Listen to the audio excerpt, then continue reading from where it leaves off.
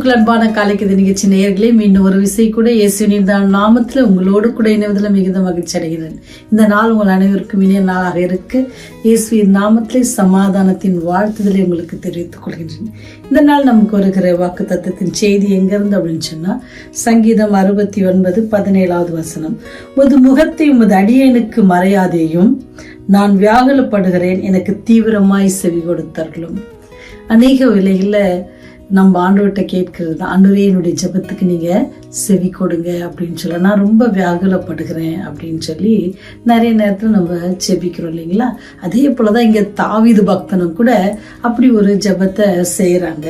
அதுக்கு விசேஷமாக அவர் என்ன செய்யறாங்கன்னா, உமது அடியனுக்கு என்ன செய்யுங்க, உங்கள் முகத்தை மறைக்காதீங்க அப்படின்னு சொல்லுவார். ஏன்னா ஆண்டோடைய பிரசனம், ஆண்டோடைய முகத்தை நமக்கு மறைச்சிட்டாங்க அப்படின்னு சொன்னால் நம்முடைய வாழ்க்கையில் எல்லாமே கஷ்டமாக போயிடும். ஆனால் அதனால தான் தாவீது பக்தன் அழகாக பாடுறாரு. அப்படி ஏன்னு சொன்னால், அநேக வேலைகளில் நீங்களும் நான் என்ன நினைக்கிறோம் அப்படின்னு சொன்னால், சில பிரச்சனைகள் வரும்போது அதை ஏற்றுக்கொள்வதற்கு ரொம்ப தயக்கப்படுறோம். நம்ம ஏற்றுக்கொள்வதில் ரொம்ப என்ன செய்கிறோம், காலம் எடுத்துக்கிறோம். இப்போ சப்போஸ் நமக்கு ஒரு வியாதி வந்துருச்சு அப்படின்னு சொன்னால், அந்த வியாதி, எனக்கு இந்த வியாதி வந்துச்சு எனக்கு கவலைப்பட்டு கண்ணீர் விடுறத விட, ஆனால் அதை ஏற்றுக்கொண்டு அந்த வியாதிக்கான சிகிச்சை என்ன அப்படின்னு சொல்லி நம்ம ஸ்டெப் எடுக்கிறதுக்குள்ள என்ன செய்யுது, வியாதி அதிகமாகப்படுகிறது. அதனால தான் தாவீது பக்தன் சொல்கிறேன், நீங்கள் என்ன செய்யுங்க, தீவிரமாக வாங்க, நான் என்ன செய்கிறேன், வியாகுலப்படுறேன், நீங்கள் சீக்கிரமாக என்னை விடுவீங்க அப்படின்னு சொன்னால் நம்ம என்ன செய்யணும், ஃபஸ்ட்டு அதை ஏற்றுக்கொள்ளணும். நமக்கு வருகிற எந்த பிரச்சனையும் எல்லாருக்குமே அது ரொம்ப ஈஸியான ஜாப் கிடையாது. எப்படி ஒரு பிரச்சனையை நமக்கு ஏற்றுக்கொள்வதற்கு என்ன வந்துன்னா, நம்ம முதலாவது என்ன செய்யணும், துன்பத்தை தான் ரொம்ப நினச்சி கவலைப்படுறமே தவிர, அந்த துன்பத்திற்கான வழி, அந்த துன்பம் ஏன் வந்தது அல்லது அந்த துன்பத்தை எப்படி நான் சரி செய்யலாம் அப்படின்னு சொல்லி யோசிப்பதை ரொம்ப காலம் தாமதம் எடுத்துக்கிறோம். அப்படி நம்ம காலம் தாமதம் எடுக்காதபடிக்கு முதலாவது நம்ம என்ன செய்யணுமா, ஏற்றுக்கொள்ளணும். இப்போ உதாரணத்துக்கு பார்த்துங்க, இப்போ எனக்கு ஒரு வியாதி இருக்குது அப்படின்னு சொன்னால், நான் மருத்துவரிடம் போகும்பொழுது மருத்துவர் என்ன செய்யணும், ஃபஸ்ட்டு ஏற்றுக்கொள்ளணும். இந்த ஆளுக்கு நம்ம என்ன செய்யலாம், சிகிச்சை தரலாம். அவர் என்னை ஏற்றுக்கொள்ளாதபடிக்கு இல்லைம்மா போங்க அப்படின்னு சொன்னால் எனக்கு அவர் என்ன செய்ய முடியாது, சிகிச்சை தர முடியாது. அவர் சிகிச்சை தரல அப்படின்னு சொன்னால் என்னால் என்ன செய்ய முடியாது, சுகம் பெற முடியாது. ஒரு விசேஷமாக ஒரு வண்டி ரிப்பேர் ஆயிடுச்சு அப்படின்னு சொன்னால், நான் வீட்டில் வச்சுக்கிட்டே கடைக்கார்ட்ட ஃபோன் பண்ணி வண்டி ஓடலை அப்படின்னு சொன்னால் எப்படி சரி செய்ய முடியும். நம்ம வண்டியை கொண்டு போய் என்ன செய்யணும், கடையில் விட்ட பிறகுதான் என்ன செய்ய முடியும், அந்த மெக்கானிக் கூட என்ன செய்ய முடியும், அதை சரி செய்ய முடியும். இப்பேற்பட்ட எல்லா காரியத்துக்கும் நமக்கு ஒரு உதாரணம் இருக்குது. அதே போலதான் நம்ம ஆவிக்குரிய வாழ்க்கையிலும் கூட நம்ம என்ன செய்யணுமா, முதலாவது ஏற்றுக்கொள்ளணும்.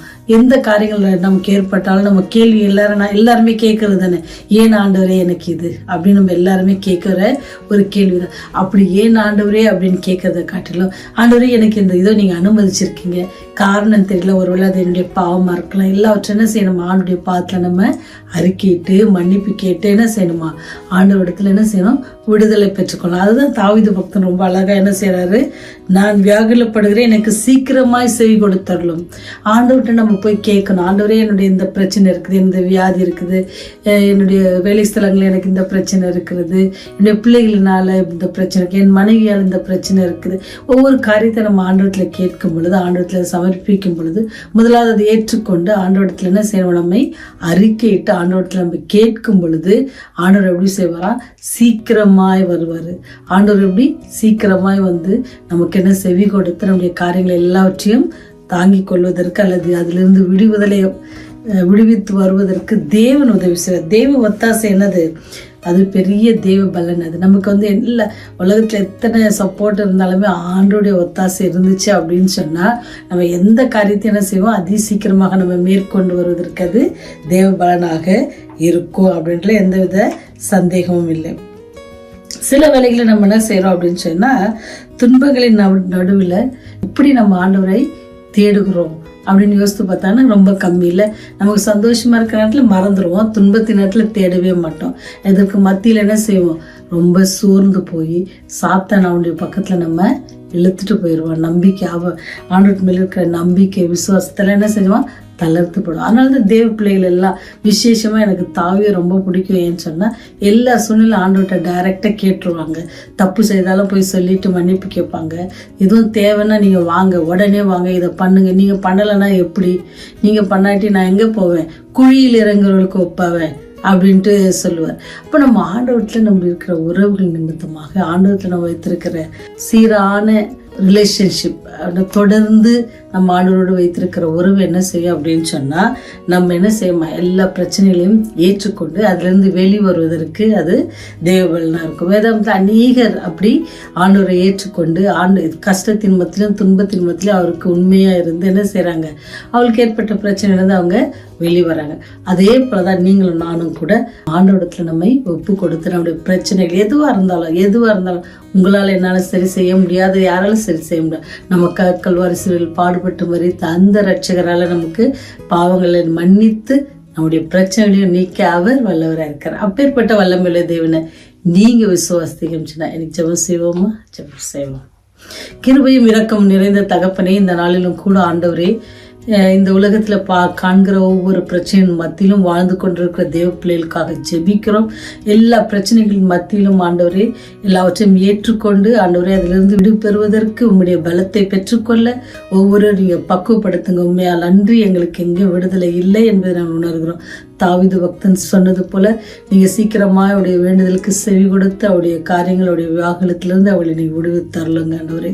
குற்றங்கள், குறைகள், பாவங்கள் எல்லாவற்றையும் தயவாய் மன்னித்தாண்டவரே. ஆசீர்வாதம் பெறுவதற்கு தடையா இருக்கிற ஒவ்வொரு காரியங்களும் நீக்கி போட்டு இப்படி அன்பிலே எப்பொழுதும் நிலைத்திருக்க எங்களுக்கு உதவி செய்யுங்க. பாவில எங்கள் மேல் கிருபையா இருங்க. ராஜ்யம் வரும்போது நினைத்தரல வேண்டுமாய் இயேசுவின் வழியாய் ஜெபிக்கிறோம் ஜீவனுள்ள நல்ல தகப்பனே. ஆமென், ஆமென்.